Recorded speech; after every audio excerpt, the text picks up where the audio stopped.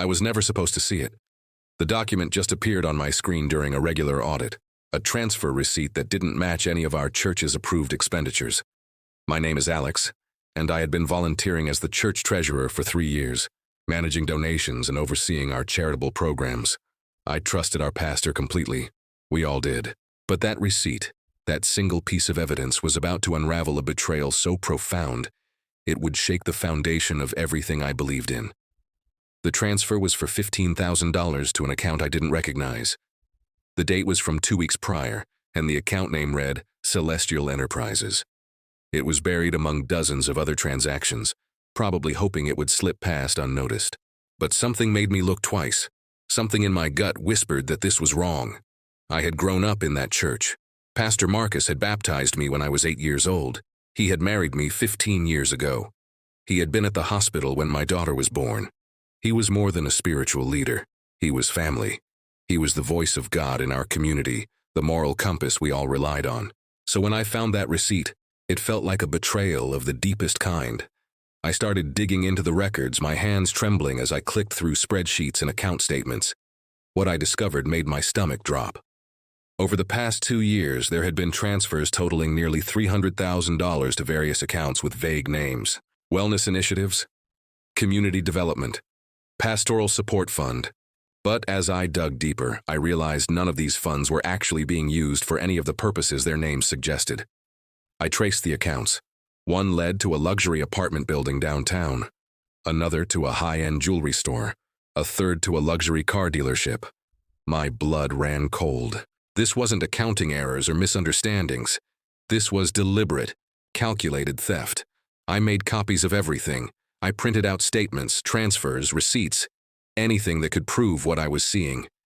My hands shook as I organized them into folders, each one documenting another piece of the horrible truth. $15,000 for a Rolex watch, $8,000 for a trip to Miami, $12,000 for furniture at an address I didn't recognize. The list went on and on. That night, I couldn't sleep. I kept thinking about the people in our congregation who gave their hard-earned money to the church. The widow who donated $200 a month from her Social Security check. The family who had given their wedding gifts to our building fund. The children who made crafts to sell for our youth programs.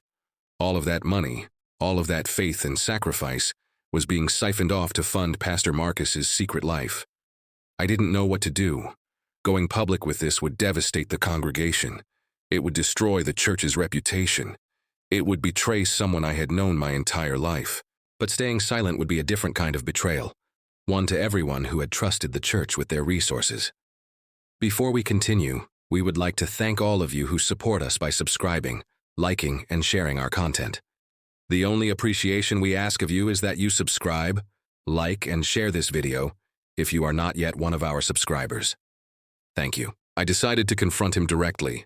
I thought maybe there was an explanation, some misunderstanding I was missing. So I called his office and asked for a private meeting. When I walked into his office that afternoon, I felt physically ill. I had looked up to this man for so long that confronting him felt like a betrayal of my own belief system. "Pastor Marcus, I need to talk to you about some discrepancies in our accounts," I said, trying to keep my voice steady. He looked at me with those kind eyes, the ones I had always associated with spiritual wisdom and unconditional love. "Of course, Alex, what's going on?" I laid out what I had found. I showed him the transfers, the accounts, the pattern of theft. With each piece of evidence, I watched his face change. The warmth drained from his eyes. His jaw clenched. For a moment, just a moment, I saw the real person beneath the pastoral mask. Someone calculating, someone panicked, someone caught. "Those are personal matters," he finally said, his voice cold in a way I had never heard before. "Church finances are separate from my personal accounts." "But they're not separate," I said. "These transfers are coming directly from the church fund. The money people donated is being used to fund." I paused, searching for the right words. "What exactly is it funding, Pastor? Because I know about the apartment. I know about the car. I know about the jewelry." He stood up, and for the first time in my life, I was afraid of him. "Alex, I think you need to be very careful about making accusations. You don't understand how the world works. You don't understand the pressures of this position. I deserve to have a life outside of this church." "Not at the expense of thousands of people's faith," I replied, my voice stronger now. "Not with money that was given in good faith. When I left his office that day, I knew I had crossed a line from which there was no return. I couldn't unknow what I knew. I couldn't unsee the truth. And I couldn't stay silent while the deception continued. I reached out to the church's board of directors. I submitted all my documentation and requested an emergency meeting. I expected support, expected them to be as outraged as I was. Instead, I found myself facing skepticism and resistance. "Are you sure about this?" one board member asked. "Pastor Marcus has done so much for this community." "Yes, he's been stealing hundreds of thousands of dollars," I said bluntly. "I have the evidence right here." They called an independent audit. Within days, the auditor's report confirmed everything I had uncovered. The embezzlement was extensive and systematic. Pastor Marcus had been using church funds to maintain a second residence, support a mistress, and fund a lifestyle completely divorced from his pastoral salary. There was also evidence suggesting his wife didn't know anything about it. The board called for his resignation. He refused. Instead, he went on the offensive, claiming I had misinterpreted the accounts, that I was jealous, that I was trying to destroy him. He started telling people in the congregation that I was unstable, that I had personal issues with him, that my allegations were baseless, but the evidence was irrefutable. The board had no choice but to terminate him and turn the matter over to law enforcement. The fallout was catastrophic.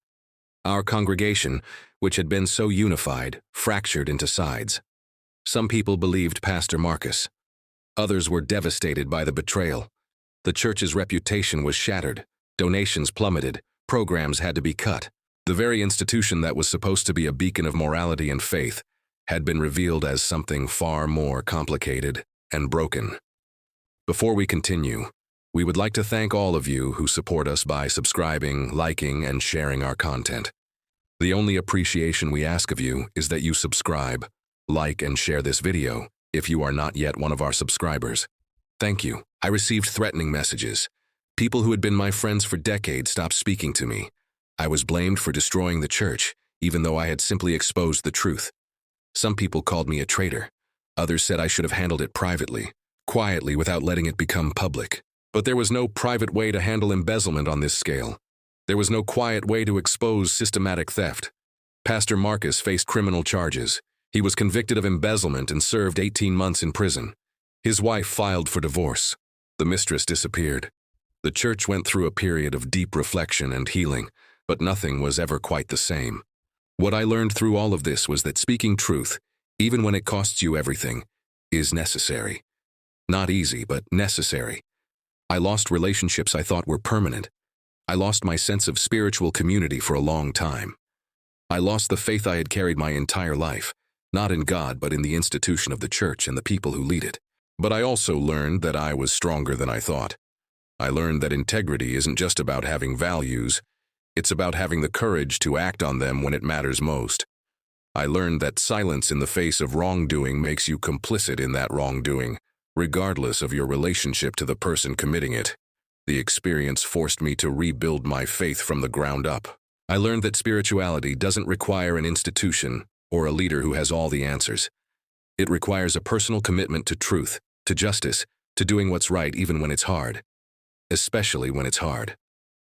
I eventually found a different church community, one built on transparency and accountability. I've also been open about my experience, warning others to question authority, to look at the evidence, to trust their instincts when something doesn't feel right. Pastor Marcus's wife reached out to me about a year after his conviction. She wanted me to know that she was grateful for what I had done. She told me she had suspected something was wrong but had pushed those suspicions away, had made excuses like I almost did. She thanked me for having the courage to speak up, even though it cost me so much. That conversation meant more to me than I can express.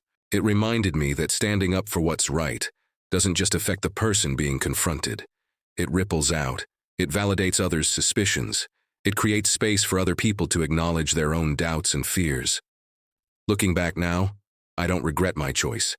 Yes, I lost a lot. But I maintained my integrity. I protected the vulnerable people in our congregation who had given their trust and their money. I held a person in a position of power accountable for their actions. Sometimes the cost of truth is high. Sometimes it means losing people you love, disappointing people you respect, and facing backlash from your community. But the alternative, staying silent, protecting the comfortable lie, enabling the wrong to continue, that cost is even higher.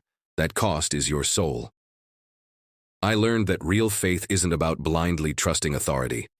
Real faith is about having the courage to see what's in front of you and act on it, no matter the consequences. And that lesson has made me stronger, braver, and more authentically myself than I ever was before.